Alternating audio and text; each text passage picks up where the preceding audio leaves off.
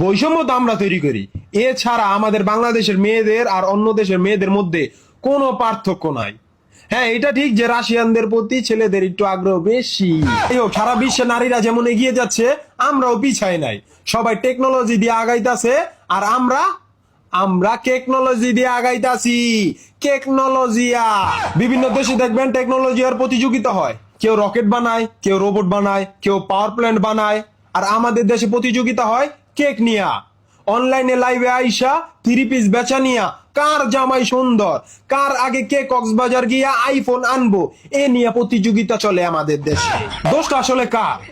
অন্য দেশের স্কুলে খেলাধুলা বা প্রতিযোগিতা হলে যারা জিতে বা ভালো করে তাদেরকে নতুন নতুন ইলেকট্রনিক ডিভাইস পুরস্কার দেয়, যাতে ওইটা দিয়া ভালো কিছু শিখতে পারে। আর আমাদের দেশে কি দেয়?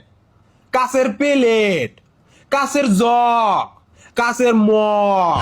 প্রতিযোগিতা করে লেখাপড়া করে যদি প্লেট, গ্লাস, মগ পায়, তাহলে পোলাপাইনের মেধা বিকাশ হইব কেমনে?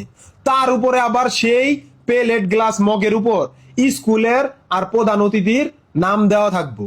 মানে মেহমান আইলে যে আপনি প্লেটটা সামনে দিবেন, তার কোনো উপায় না। যাই হোক, কথায় কথায় আকদায় পা দাহে।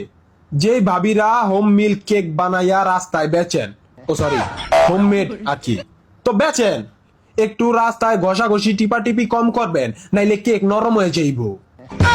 আর 150 টাকা রোজের কামলা সাংবাদিকদের একটু ব্লুটুথ মাউথ কম লাগাইবেন। এক ভাবিরে দেখলাম জামায় আর অন্যায় এত পরিমাণ মাউথ লাগাইছে, আর কয়েকটা লাগাইলে জামা সিরা নিচে পইরা যাইতো। দুধ হইতে সাবধান, আরে দূরও এইসব থেকে সাবধান। সবাইকে ভাবির হোম বেডে ওয়েলকাম। আর RIP BSTI।